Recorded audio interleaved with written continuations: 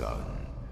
I need you to be the no longer need to sacrifice for your people. You no longer need to bear the weight of your crown. I've taken care of everything.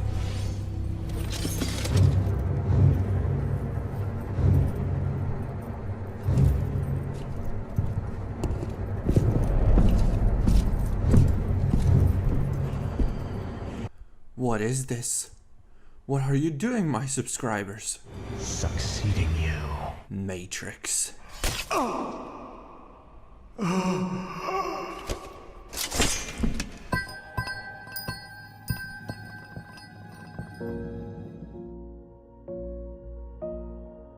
Unholy Death Knight's defensive cooldowns. Icebound Fortitude.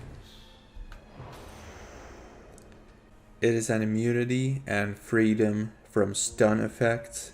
You need to have 20 runic power to use it, and that's one of the reasons why I like to have Chains of Ice on the opener as the first spell that I use instead of Outbreak, so that I can instantly use Icebound Fortitude in case I need to clear myself off of stuns. For instance, if there's a heavy opener coming up from a subtlety rogue and a mage, or a subtlety rogue and a hunter, I need to be ready to use Icebound at the very beginning on his first cheap shot. It is a 20% damage reduction, so you can not only use it as a stun effect remover, but you can also use it as an ordinary defensive cooldown for the 20% reduction. AMS, or Anti-Magic Shell.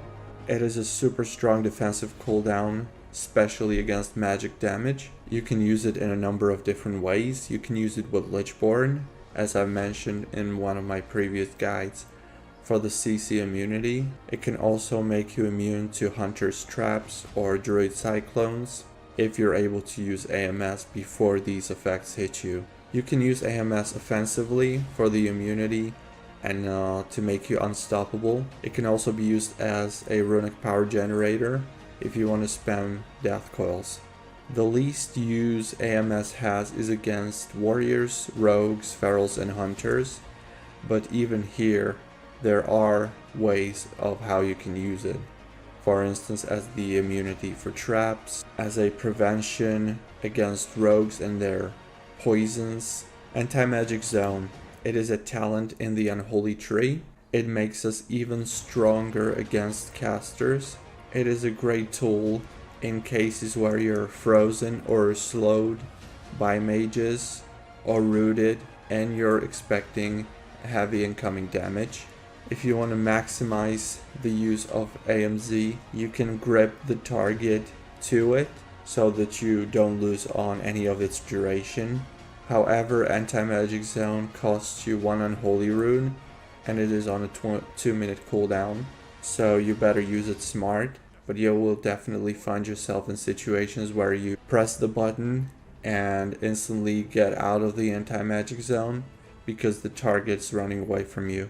And AMZ is one of the few spells where you can protect your partners by using it. We also have a Blood Presence. It is useful if we're expecting a heavy incoming damage in the upcoming few seconds, but only use it if you can afford to lose some of your own damage and mobility. 95% of the time in PvP, we only use Unholy Presence. If we need the additional defensives, then we may switch into Blood Presence. We never use Frost Presence, but if you're intending on doing this Presence dance, then you have to realize that by switching your Presence, you also lose all of your runic power that you currently have. So if you want to switch from Unholy to Blood Presence for better survivability, and you also want to heal yourself, you have to count with the fact that you're not going to have the runic power to use either Death Pact or Lichborn. In 99% of the situations, I recommend using Burst, that means Gargoyle, only with Unholy Presence, since you're losing on a lot of damage and haste from Unholy Presence if you're using Blood Presence and you're popping your Gargoyle there. Blood Presence is mostly used against melee classes with heavy physical damage, such as warrior, rogue, feral, or even hunter. Dark Simulacrum is a new ability we got with Cataclysm expansion and can either influence your games in a huge way or it can do completely nothing. For PvP, you can copy abilities such as Polymorph, Cyclone, and other crowd control abilities and use them against your opponent. Dark Simulacrum costs 20 runic power, and you have to apply this Dark Simulacrum debuff on your opponent before they finish casting the spell that you want to copy. If you want to copy an instant cast ability, such as Paladin's Hammer of Justice, it is even harder because you have to predict when they're gonna use it. By using Dark Simulacrum in an optimal way, you can either boost your CC chains by copying Cyclones, Polymorphs, or Stuns, or boosting your own damage by copying Paladin's Avenging Wrath, or your defensives by copying his Divine Shield. This comes with time. You will have to learn to predict what your opponent is going to get and what you can expect from your enemy. Beware though, this ability only works on spells which cost mana, so it's not usable against any other Death Knights which don't use mana as their resource, or hunters. Also, you cannot use it against rogues and feral druids, except cyclones or spells that they use outside of their cat form.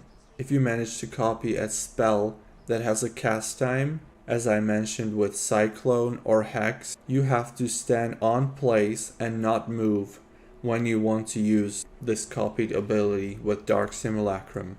Other useful tactics for PvP. It is important to know when fighting a shaman, when he's got his grounding totem active, destroying it as soon as possible before you or your partner use an important cooldown that gets absorbed by the totem. The worst thing that can happen to you is using your Strangulate or Death Grip when you're about to kill your opponent, only for it to get absorbed by the grounding totem. Other than helping your partners with the anti-magic zone, there are a couple other things you can do for them. You can slow the opponents and peel for your partner using Chains of Ice or Desecration applied by Plague Strike and Necrotic Strike. You can also Death Grip your opponents away from your partner so that he can, for instance, heal himself or run away. If your partner is getting bursted and maybe even CC'd and there's nothing he can do about it, he cannot move, you can use AMZ against magical damage. If there is no magical damage incoming though, don't waste your Unholy Rune. Pet Leap. If your pet is transformed by using Dark Transformation, you can use your Leap ability, which then charges an enemy, interrupts his spell casting in case he is casting a spell, and it also roots him in place for 2 seconds. And you can also use your Gnaw ability, which is a 3-second stun if your ghoul is not transformed, or 4-second stun and damage dealer if your ghoul is transformed, on a 1-minute cooldown. And then we have Mind Freeze and Strangulate, which can both be used as defensives to interrupt offensive spell casting of your opponents or their healing abilities. And I think now's the time to talk a little bit about pet management. It is a part of your rotation abilities and priority in fight. I didn't touch on this in my first video guide, but I will discuss this right here. Pet management is extremely important for anyone playing a pet class. We have 2 pets. We have a ghoul and a gargoyle, which are some of our strongest assets that we have as Unholy Death Knights. If you don't want to deal with pet management, I advise you to roll Frost, but you'll lose a lot of benefits that we have as Unholy. It is sometimes frustrating to have a pet that you have to take care of, and in many arenas and situations you will find your ghoul just running around, not hitting enemy, being stuck somewhere, and it's super important to have most of your significant abilities bound on your keybinds. You also have to create macros for this. Macros which are included in the first video's description, the first video on Unholy Death Knight PvP guide. I mentioned Gnaw. I would add that the ghoul needs to be in melee range of the target to use this ability. So in case you want to focus Gnaw, that means use it on a focused target which is away from your main target. You have to first command the ghoul to move to the focused target, and you can do this either by commanding the ghoul to attack the target or use the command /move to, which you also should have a keybind for, and navigating the ghoul on to the exact spot where the focus target is. If you have no time for waiting for the ghoul to come to the target, you can use his leap ability. That way ghoul gets instantly on the target. Dark Transformation is basically used on cooldown in majority of the cases. The ghoul stun, Gnaw, becomes a 4-second stun instead of 3 seconds, and it also deals damage to the target. Leap also becomes an interrupt and immobilize for 2 seconds, but you have to keep in mind that the ghoul needs to be in 5 to 30 yard range from the target to use it. This means you cannot leap and interrupt your current target if the ghoul is attacking him on melee range. What you would have to do is first use pat move to and move him away from the target at least 5 yards away from him, and then use the leap ability to interrupt his spellcasting or root him in place. Or maybe a more simple approach is to get away from the target yourself, use pat follow, and then use leap so that you get to the 5 yard range yourself. Then you call your ghoul to follow you and use your leap ability then. This leap and Dark Transformation is especially effective against mages, hunters, but also against healers as another form of crowd control. A little tip for BG lovers: after you resurrect on a graveyard, you have a few seconds to use your abilities free of cost. That means you can use any ability without it costing you runes or runic power. You can use this to your advantage in a way that right after resurrecting, you can cast your death coils on your ghoul as if you were trying to heal him, but in reality he's getting the stacks of dark infusion which are needed for Dark Transformation. And if you have the minor glyph of Death's Embrace, you can transform your ghoul like this as soon as you resurrect on the graveyard. And additionally, with the runic power refund from the glyph, you also stack additional runic power, which can serve you well in the upcoming combat. With the /pat move to command, which is new on Cataclysm, you can command your pet to move wherever you want it to. You need a macro for this. I definitely don't advise you to click it. Since Death Knights don't have the mobility, we oftentimes can use pet move to command for the ghoul to eat, for instance, hunter's traps from our healers. It is also good to use an add-on that will show you hunter's cooldown on his freezing trap, and before his trap cooldown ends, you can direct your ghoul to the position where your healer is standing so that the ghoul eats the trap and you yourself don't have to move away from your target and lose your DPS and pressure. A very important note is to always have your ghoul on defensive. If you have it on passive, your gargoyle will not attack the target. It will just stand there. I'm not sure about the assist stance, but just bear in mind that you should never use passive stance. These things are oftentimes fixed and bugged on private servers, so you never know what happens. The gargoyle may start attacking in passive as well, but there is no command that you could give to your gargoyle no matter what you want it to do. The gargoyle will only attack and do nothing else. You cannot tell your gargoyle to stop attacking. You cannot command your gargoyle to follow you or to move to different locations. You can only command your ghoul and your gargoyle will just do its thing automatically.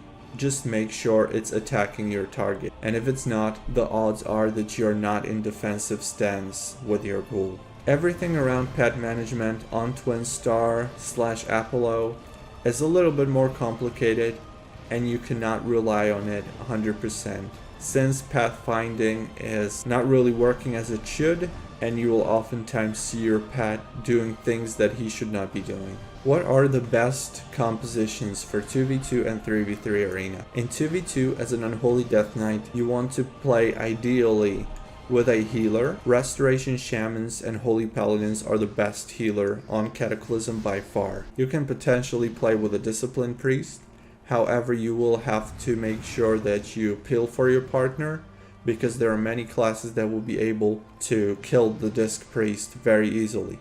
Or you can also play with a Resto Druid.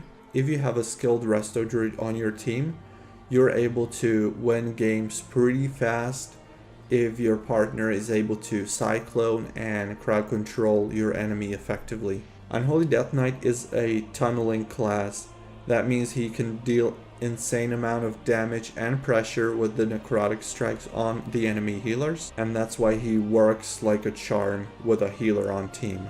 However, Unholy Death Knight can also be played in a number of double DPS comps, strongest of which are with a Retribution Paladin. Worth mentioning is also Unholy Death Knight and Marksmanship Hunter, which are super fast games. And lastly, you could also play with a Subtlety Rogue, but that would be probably a comp that you wouldn't want to play before Cataclysmic season. In 3v3, Unholy Death Knight has a huge number of choices. He can play in triple DPS with a Retribution Paladin, and then either with a Subtlety Rogue or Marksmanship Hunter.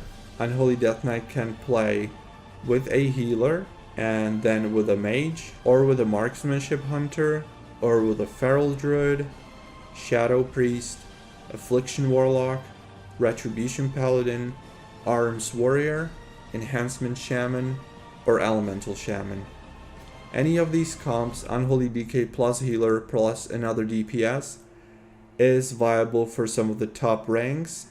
However, the best ones would be with a Marksmanship Hunter, with a Shadow Priest, with an Affliction Warlock, with a Retribution Paladin. The TSG with Arms Warrior is not as strong as it used to be on Wrath of the Lich King. And remember, it is not important what comp you're playing, it is more important how you're playing. And that in the end decides whether you're gonna win or lose. This was the third and final part of my Unholy Death Knight Cataclysm PvP guide. If you made it all the way here, you've just become a much improved Unholy Death Knight player. I will also be uploading footage from arenas as well as a commentary where I explain what I'm doing in the arena, what our goals are, what tactics we use. I will be also uploading 1v1 guides on how to beat every single class in 1v1, where I'll be dueling the best PvP players on the server. If you know an exceptional PvP player that I should duel with, that is the top with his class, let me know. I will try to contact him and make it happen. If you want to find me in game, currently I'm playing a Subtlety Rogue on Alliance on Apollo 3, Meytrix, the same name as my YouTube channel, and I also have an Unholy Death Knight on Horde. These days I'm gonna be active on Apollo 3, so that's most likely where you're gonna find me, but you can comment under one of my videos anytime and I will get back to you as soon as possible. So good luck in your PvP, and I hope to see you at the top of the leaderboards with your own Unholy Death Knight soon.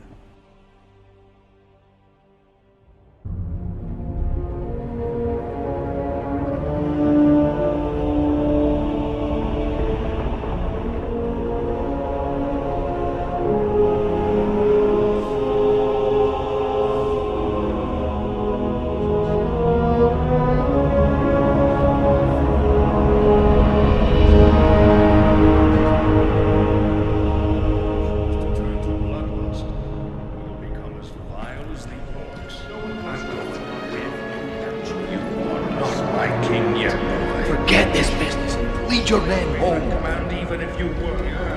Damn it, Lucas.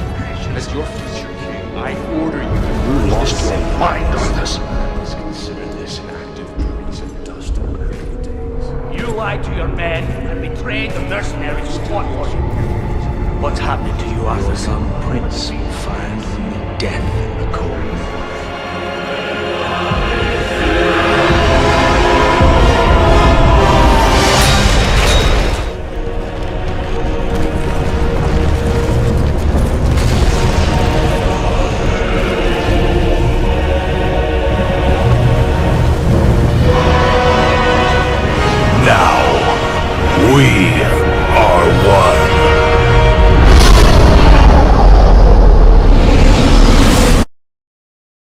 Preto ja tu nahrávam, mám tu prácičku. Toto je za vtácika. Toto tam lieta. Druid. Druid vo flying forme. No. Dusný druid, že? To ten druid. Ten druid tam stále je. Zabij ho.